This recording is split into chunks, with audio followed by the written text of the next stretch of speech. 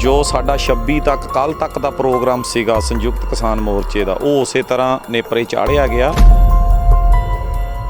जो नैक्सट साडा 29 तरीक का प्रोग्राम सी ट्रैक्टर मार्च का संसद मोहरे धरना देण का ਉਹਨੂੰ ਅੱਜ ਦੀ ਮੀਟਿੰਗ ਵਿੱਚ ਪੋਸਟਪੋਨ ਕਰ ਦਿੱਤਾ ਹੈ 4 ਤਰੀਕ ਤੱਕ। ਜੋ ਹੋਰ ਵੀ ਮੰਗਾਂ ਸੀ 6-7 ਮੰਗਾਂ ਦੀ ਇੱਕ ਖੁੱਲੀ ਚਿੱਠੀ ਸਰਕਾਰ ਨੂੰ ਭੇਜੀ ਆ ਉਹ ਹਜੇ ਅਧੂਰੀਆਂ ਹਨ। ਉਹਨਾਂ ਲਈ ਉਹਨਾਂ ਨੇ ਆਪਣੀ ਕੈਬਨਿਟ ਵਿੱਚ ਵੀ ਇਹਨੂੰ ਪਾਸ ਕਰ ਦਿੱਤਾ ਹੈ ਵੀ ਖੇਤੀ ਕਾਨੂੰਨ ਦਾ ਮਤਾ ਪੇਸ਼ ਕੀਤਾ ਜਾਵੇਗਾ। ਸਹਿਮਤੀ ਬਣ ਗਈ ਆ ਕੈਬਨਿਟ ਦੀ ਵੀ। किसानां दे दर्ज होए केस जिहड़े वापस जिन्ने भी इस अंदोलन नाल संबंधित हो चाहे किसी भी स्टेट विच होण चाहे पंजाब च होण जिद्दां 41-42 हज़ार दे करीब साडे हरियाणे वाले किसान वीरां ते परचे दर्ज ने।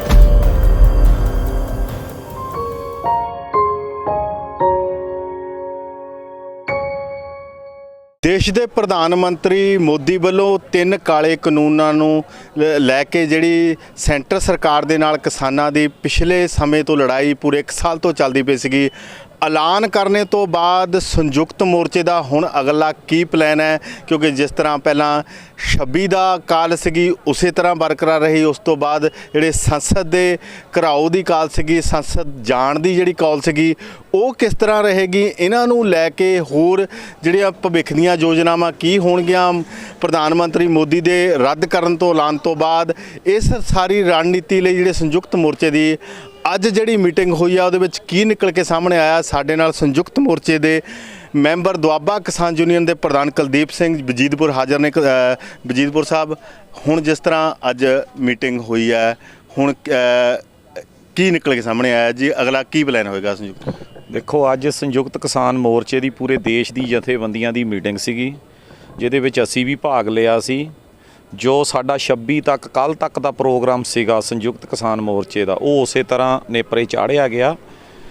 तो जो नैक्सट साडा 29 तरीक का प्रोग्राम सी ट्रैक्टर मार्च का संसद मोहरे धरना देण का ਉਹਨੂੰ ਅੱਜ ਦੀ ਮੀਟਿੰਗ ਵਿੱਚ ਪੋਸਟਪੋਨ ਕਰ ਦਿੱਤਾ ਹੈ 4 ਤਰੀਕ ਤੱਕ। ਉਹਨੂੰ 4 ਤਰੀਕ ਤੱਕ ਪੋਸਟਪੋਨ ਇਸ ਕਰਕੇ ਕੀਤਾ ਗਿਆ ਕਿਉਂਕਿ ਅੱਜ ਤੋਮਰ ਦੇ ਬਿਆਨ ਆਏ ਆ ਦੇਸ਼ ਦੀ ਸਰਕਾਰ ਵੱਲੋਂ कि PM ने ऐलान किया बयान दिता पे MSP ते जो कमेटी बनाने का ऐलान किया PM ने MSP ते जिहदे ते हजे कोई चर्चा नहीं हो सकी संयुक्त मोर्चे विच। इस करके जो होर भी मंगां सी 6-7 मंगां दी एक खुली चिट्ठी सरकार नूं भेजी आ वो हजे अधूरियां हन। उहदे ते विचार चर्चा होवेगी, मीटिंगां दे विच होवेगी।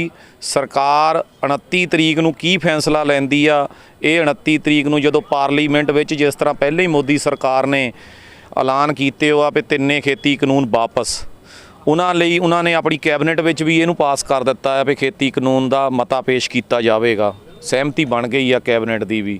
तो वो 29 तरीक नूं और 30 तरीक तक का जो उसनूं मद्देनज़र रखते हुए 29 तरीक वाला प्रोग्राम जो ट्रैक्टर 500 किसान असी संसद ते ले जाना सी उसनूं 4 तरीक तक पोस्टपोन कर दिता। 4 तरीक नूं संयुक्त किसान मोर्चे की अगली मीटिंग होवेगी। उदों तक सरकार ने किहड़ियां मंगां साडीआं मन्नियां किहड़ियां रहणगीआं उस दे बारे फिर विचार चर्चा होवेगी। सरकार गलबात दा सद्दा भेजदी आ किसानां नूं क्योंकि जिहड़ा साडा 11 वार दी वार्ता सी उहदे विच असीं अपने पॉइंट रखे सी भी किस तरह कानून काले ने। सरकार ने अपना पक्ष पेश किया सी। सरकार नूं असीं ये समझा चुके हैं भी किस तरह ये कानून काले सी। सरकार ने साडियां वो कानून वापस लैण दी मंग मान लई आ। MSP ते होर जिहड़ियां साडियां मंगां आ उहदे ते हजे विचार चर्चा जारी आ।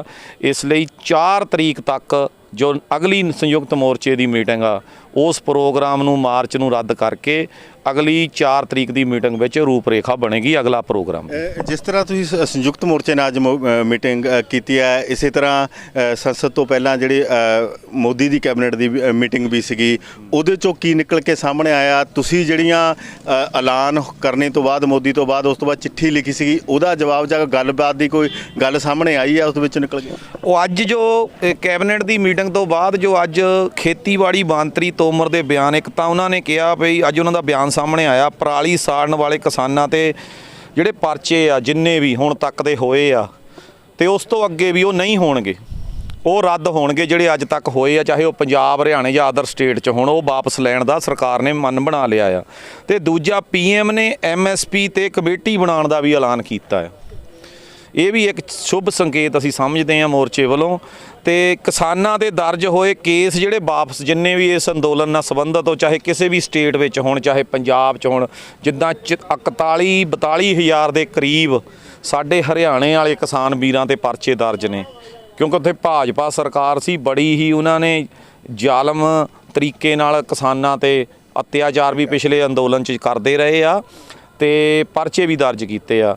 ਉਹਨਾਂ ਨੂੰ ਵੀ ਸਾਰਾ ਰੱਦ ਕਰਾਉਣ ਦਾ ਵਿਸ਼ਾ ਆ, ਸਟੇਟ ਸਬਜੈਕਟ ਹੋ ਸਕਦਾ ਆ। ਇਹ ਗੱਲਾਂ ਸਾਰੀਆਂ ਵਿਚਾਰ ਅਧੀਨ ਆ ਤੇ ਸਰਕਾਰ ਨੇ ਬਿਆਨ ਦਿੱਤੇ ਆ।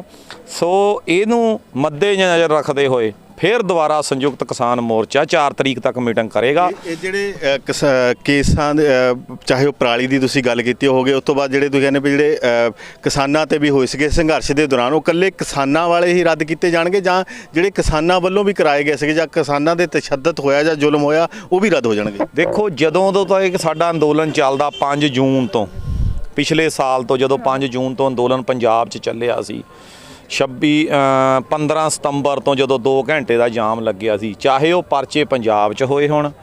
ਵੈਸੇ ਤਾਂ ਜਦੋਂ ਸਾਡੀ CM ਸਾਹਿਬ ਪੰਜਾਬ ਦੀ ਮੀਟਿੰਗ ਹੋਈ ਸੀ 32 ਕਿਸਾਨ ਜਥੇਬੰਦੀਆਂ ਨੇ, ਇਹ ਤਾਂ ਪੰਜਾਬ ਗੌਰਮੈਂਟ ਨੇ ਹੀ ਮੰਨ ਲਿਆ ਸੀ ਭਈ ਅਸੀਂ ਜਿੰਨੇ ਵੀ ਅੱਜ ਤੱਕ ਇਸ ਅੰਦੋਲਨ 'ਚ ਪਰਚੇ ਹੋਏ ਆ ਉਹਨੂੰ ਵਾਪਸ ਲਵਾਂਗੇ, ਕਿਉਂਕਿ ਉਹ ਸਾਡੇ ਪੰਜਾਬ ਦਾ ਮੈਟਰ ਸੀ।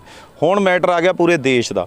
ਦੇਸ਼ ਦੇ ਵਿੱਚ ਜਿੱਦਾਂ ਚੰਡੀਗੜ੍ਹ ਰਾਸ਼ਟਰਪਤੀ ਦੇ ਅੰਡਰ 'ਚ ਆਉਂਦਾ ਆ, ਉੱਥੇ ਗਵਰਨਰ ਨੇ ਕਰਨਾ ਆ, ਉਹਨਾਂ ਨੂੰ ਵੀ ਮਿਲਿਆ ਜਾਵੇਗਾ। ਜਦੋਂ ਦੇਸ਼ ਦੀ ਸਰਕਾਰ ਐਲਾਨ ਕਰੂਗੀ, ਹਦਾਇਤ ਕਰੂਗੀ ਰਾਜਾਂ ਦੀਆਂ ਸਰਕਾਰਾਂ ਨੂੰ, ਤਾਂ ਉਹਨਾਂ ਨੂੰ ਪਰਚੇ ਰੱਦ ਕਰਨੇ ਪੈਣਗੇ। ਸੋ ਇਹ ਸਾਡੀ ਮੰਗ ਆ।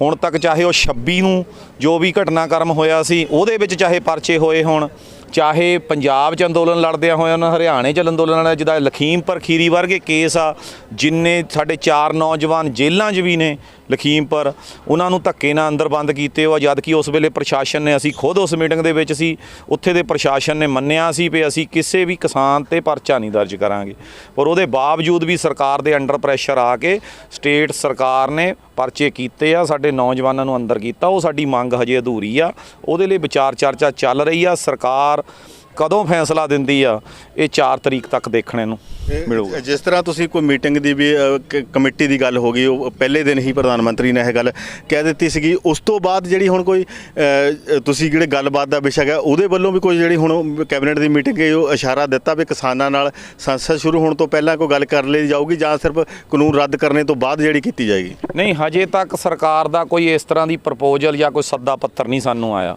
ਤੇ ਜੇ ਹੁਣ ਆਪਾਂ ਦੇਖੀਏ ਜਿਹੜੀ ਹੁਣ ਮੀਟਿੰਗ ਹੋਈ ਆਪਣੇ ਸੰਯੁਕਤ ਮੋਰਚੇ ਦੀ, ਉਹਦੇ ਵਿੱਚ MSP ਨੂੰ ਲੈ ਕੇ, ਕਾਨੂੰਨ ਬਣਾਉਣ ਨੂੰ ਲੈ ਕੇ ਕੀ ਰਣਨੀਤੀ ਤਿਆਰ ਕੀਤੀ ਗਈ ਕੋਈ?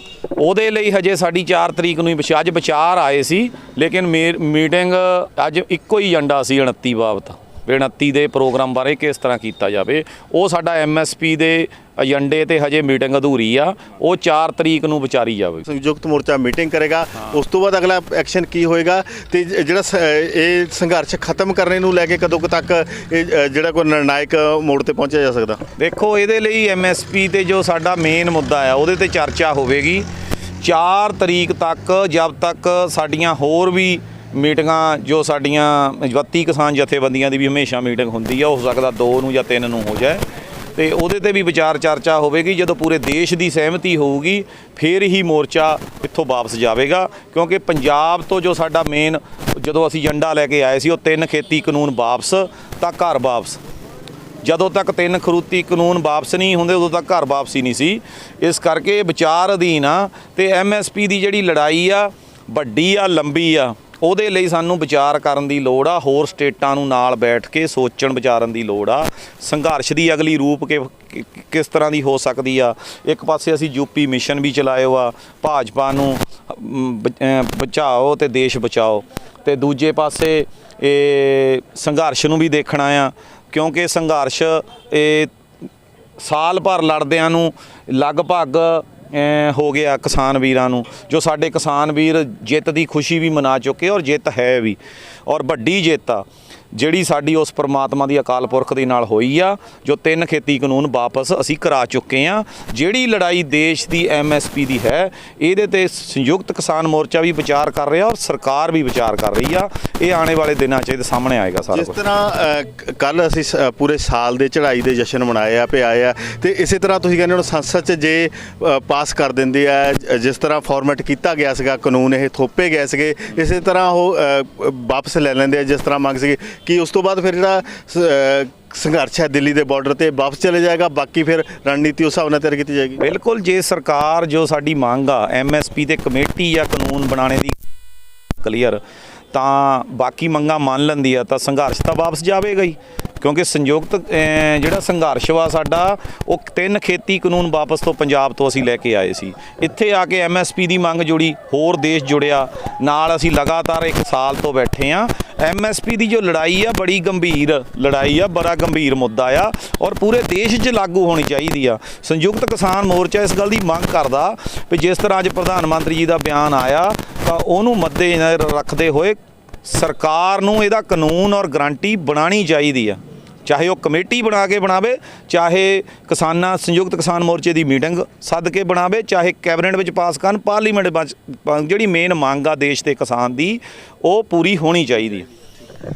ਇਹ ਸਨ ਸਾਡੇ ਨਾਲ ਕੁਲਦੀਪ ਸਿੰਘ ਵਜੀਦਪੁਰ, ਜਿਹੜੇ ਕਿ ਸੰਯੁਕਤ ਮੋਰਚੇ ਦੇ ਮੈਂਬਰ ਨੇ। ਹੁਣੇ ਮੀਟਿੰਗ ਦੇ ਵਿੱਚੋਂ ਬਾਹਰ ਆਏ ਨੇ ਤੇ ਆ ਕੇ ਇਹਨਾਂ ਨੇ ਦੱਸਿਆ ਕਿ ਜਿਹੜੇ ਸੰਯੁਕਤ ਮੋਰਚੇ ਦਾ ਹੁਣ ਅਗਲਾ ਐਕਸ਼ਨ ਕੀ ਹੋਏਗਾ, ਕਿਉਂਕਿ ਦੇਸ਼ ਦੇ ਪ੍ਰਧਾਨ ਮੰਤਰੀ ਤੋਂ ਐਲਾਨ ਤੋਂ ਬਾਅਦ ਜਿਹੜੀ ਰਣਨੀਤੀ ਆ ਹੁਣ ਸੰਯੁਕਤ ਮੋਰਚੇ ਨੇ ਵੀ ਚੇਂਜ ਕੀਤੀ ਹੈ। ਤੇ ਇਸੇ ਦੇ ਤਹਿਤ ਜਿਸ ਤਰ੍ਹਾਂ 26 ਨੂੰ ਕੱਲ ਜਸ਼ਨ ਮਨਾਏ ਗਏ ਆ, ਉਹ ਉਸੇ ਤਰ੍ਹਾਂ ਸੀਗਾ। ਹੁਣ ਜਿਹੜਾ 29 ਦਾ ਜਿਹੜਾ ਫੈਸਲਾ ਹੈ, ਉਹ 4 ਤਰੀਕ ਤੱਕ ਜਿਹੜਾ ਪੋਸਟਪੋਨ ਕਰ ਦਿੱਤਾ ਗਿਆ। ਸਰਕਾਰ ਨੂੰ ਸਮਾਂ ਦਿੱਤਾ ਗਿਆ ਹੈ ਸੰਯੁਕਤ ਮੋਰਚੇ ਵੱਲੋਂ, ਤਾਂ ਜੋ ਆਪਣੀ ਜਿਹੜੀ ਕਾਨੂੰਨੀ ਪ੍ਰਕਿਰਿਆ ਆ, ਕਾਨੂੰਨਾਂ ਨੂੰ ਰੱਦ ਕਰਨੇ ਨੂੰ ਲੈ ਕੇ ਉਹਨੂੰ ਅਮਲੀ ਜਾਮਾ ਦੇ ਸਕਣ। ਜੇ ਸਰਕਾਰ ਨਹੀਂ ਕੁਝ ਕਰਦੀ ਤਾਂ 4 ਤਰੀਕ ਨੂੰ ਜਿਹੜੀ ਅਗਲੀ ਮੀਟਿੰਗ ਕਰਨੇ ਤੋਂ ਬਾਅਦ ਜਿਹੜਾ ਅਗਲਾ ਐਕਸ਼ਨ ਜਿਹੜਾ ਉਹ ਤਿਆਰ ਕੀਤਾ ਜਾਏਗਾ। ਤੇ ਨਾਲ ਦੀ ਨਾਲ ਇਹਨਾਂ ਨੇ ਇਹ ਵੀ ਕਲੀਅਰ ਕੀਤਾ ਕਿ ਜਿਹੜੀਆਂ ਮੰਗਾਂ ਨੂੰ ਲੈ ਕੇ 3 ਕਾਲੇ ਕਾਨੂੰਨਾਂ ਨੂੰ ਲੈ ਕੇ ਦਿੱਲੀ ਦੇ ਬਾਰਡਰ ਉੱਤੇ ਬੈਠੇ ਸੀਗੇ, ਅਗਰ ਸਰਕਾਰ ਆਪਣੀ ਐਲਾਨ ਦੇ ਹਿਸਾਬ ਦੇ ਨਾਲ, ਨੀਅਤ ਤੇ ਨੀਤੀ ਦੇ ਹਿਸਾਬ ਨਾਲ ਉਹਨੂੰ ਜੋ ਕਿਹਾ ਆ ਪੁਰ ਚੜਾ ਦਿੰਦੀ ਆ, ਤਾਂ ਅਸੀਂ ਵਾਪਸ ਚਲੇ ਜਾਵਾਂਗੇ। ਤੇ ਬਾਕੀ ਦੀਆਂ ਜਿਹੜੀਆਂ ਸਾਡੀਆਂ ਮੰਗਾਂ ਸੀਗੀਆਂ, ਜਿਸ 'ਚੋਂ ਮੁੱਖ ਮੰਗ ਹੈ MSP ਦੀ ਗਰੰਟੀ ਨੂੰ ਲੈ ਕੇ, ਅਗਰ ਫਿਰ ਉਹਦੀ ਕਮੇਟੀ ਬਣਾ ਕੇ ਕੋਈ ਹਾਂ ਪੱਖੀ ਹੁੰਗਾਰਾ ਸਰਕਾਰ ਦਿੰਦੀ ਹੈ ਤਾਂ ਉਹਦੇ ਉੱਤੇ ਵੀ ਵਿਚਾਰ ਕਰਕੇ ਫਿਰ ਜਿਹੜੀ ਅਗਲੀ ਰਣਨੀਤੀ ਆ ਉਹ ਤਿਆਰ ਕੀਤੀ ਜਾਊਗੀ। ਇਸੇ ਤਰ੍ਹਾਂ ਤੁਸੀਂ ਸਾਡੇ ਨਾਲ ਜੁੜੇ ਰਹੋ, ਦੇਖਦੇ ਰਹੋ ਨਿਰਭੈ TV। ਮੈਂ ਜ਼ਿਲ੍ਹਾ ਸ਼ਹੀਦ ਭਗਤ ਸਿੰਘ ਨਗਰ ਤੋਂ ਕੈਮਰਾਮੈਨ ਅਮਰਤਪਾਲ ਸਿੰਘ ਪਾਲੀ ਦੇ ਨਾਲ ਹਰਦੀਪ ਸਿੰਘ ਗੋਹਣ।